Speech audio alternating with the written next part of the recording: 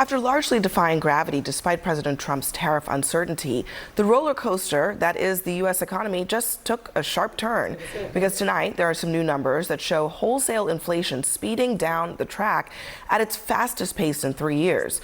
According to the Bureau of Labor Statistics, producer prices spiked nearly a full percentage point last month, with both major categories, goods and services, surging significantly.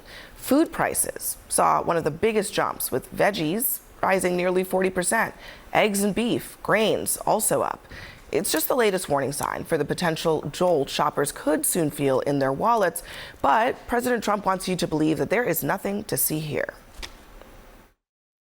And now our inflation is down to a perfect number, a beautiful number, hardly any at all.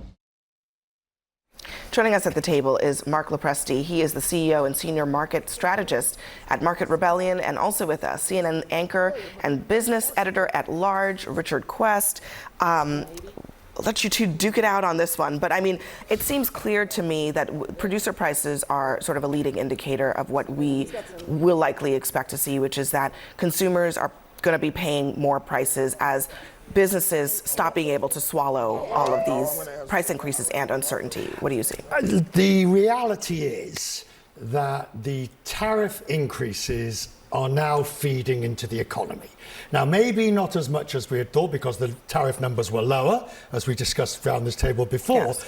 And because they keep changing every 3 weeks. Right, but the reality is there. It is unavoidable, and it is, I would suggest with great respect, unarguable that the inflation is now coursing through the economy.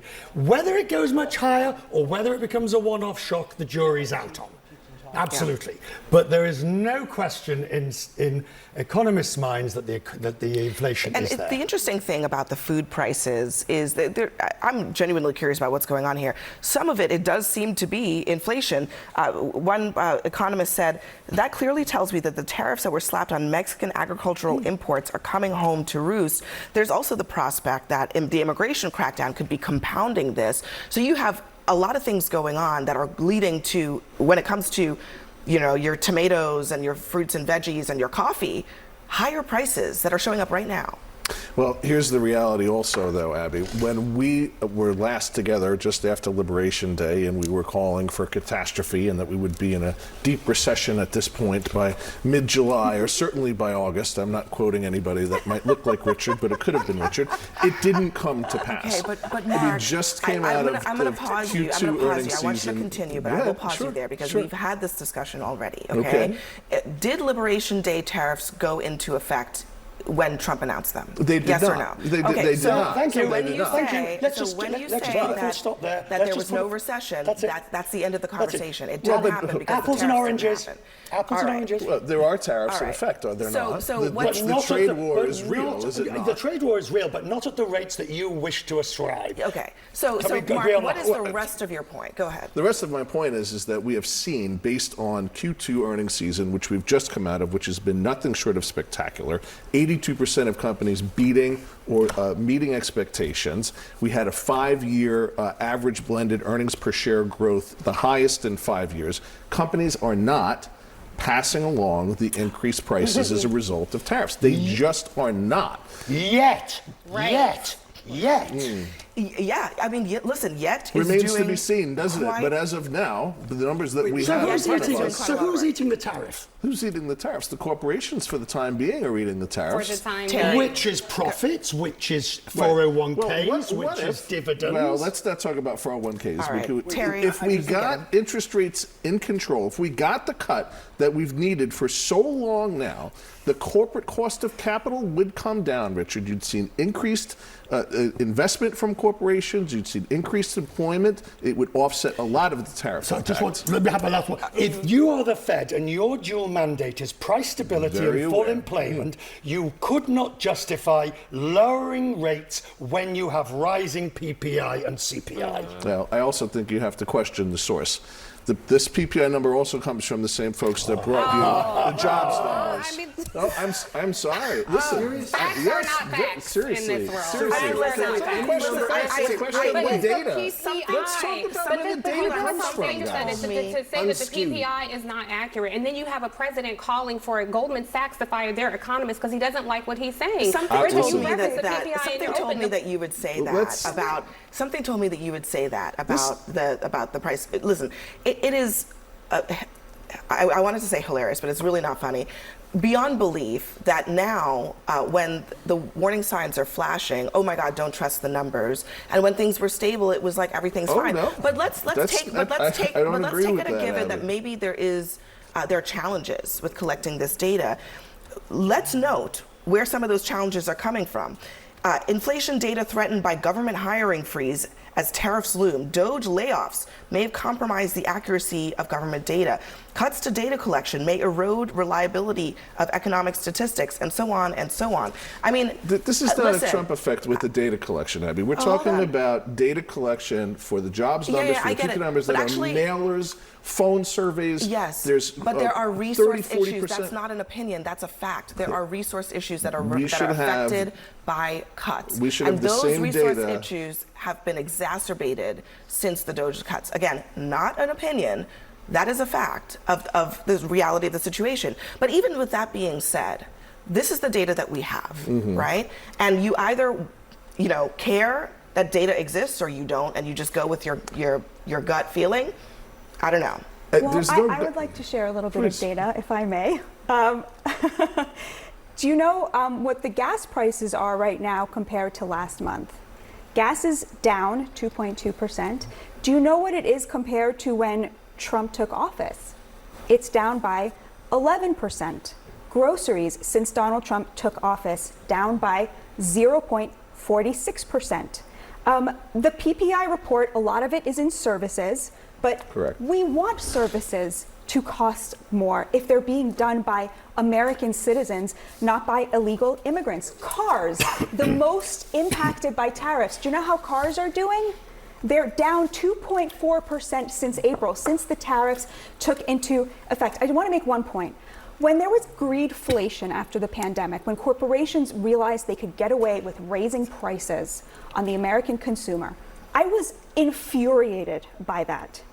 What Donald Trump has managed to do is bring in $110 billion in tariff revenue, and consumer prices are up by less than 1%. It's coming from those same greedy corporations. He has forced them to eat it. Now, Abby, you're saying they haven't passed it on yet, but can we just give him the credit now I think that for having done that? I think that we should just acknowledge. Let's I just want to underscore what you're saying here, which is that. And you're coming from an ideological perspective, not necessarily where Mark is coming from. But you think it is good and well that corporations eat these costs. If that's a position, I think that is fine. A lot of conservatives believe that corporations should not be put on by the government with basically taxes. Because it stifles growth. But if you am I wrong about that? Do conservatives not believe that when you tax corporations directly or indirectly, it stifles growth? You're not wrong, but you're missing the other side of the equation. This is not the entirety of the president's economic plan. We have $12 trillion of investment commitment that's been made here. You have the government making direct investment for the first time in things like critical minerals, so we have the availability of the natural resources we need for to be able to manufacture, both for defense, consumer electronics.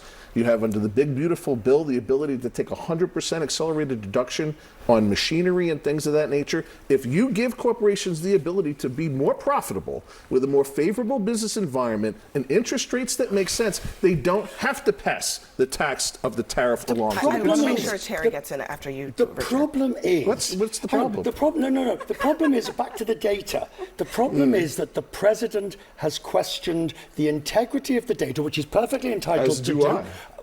But I didn't respond to me. I use data. Respond to what I said. Well, how do I know your data's correct? I got it from the Treasury Department. Well, how do I know that's correct? But my point is, the correct thing to do would have been to set up a bipartisan commission to look at the data.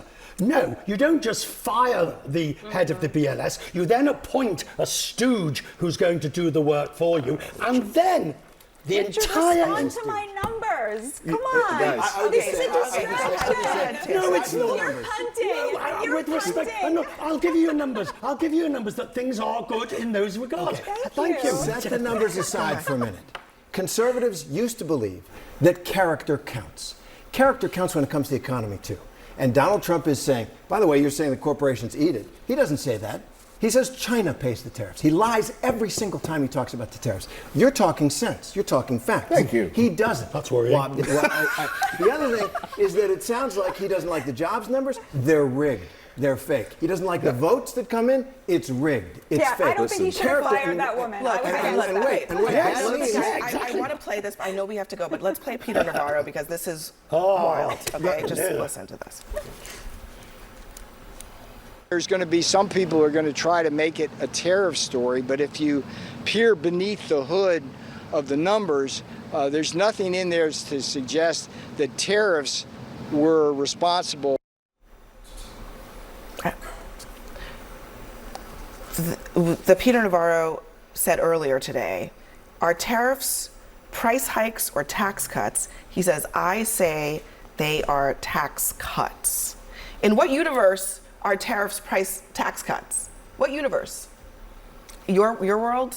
Your world? No, they're not. I'm not endorsing Navarro's comment. I'm just saying, there is something very disturbing going on in the White House if this is the economic advice the president The is getting. slippery slope that has now been started by questioning the data will have incalculable consequences. Here's my point on the data.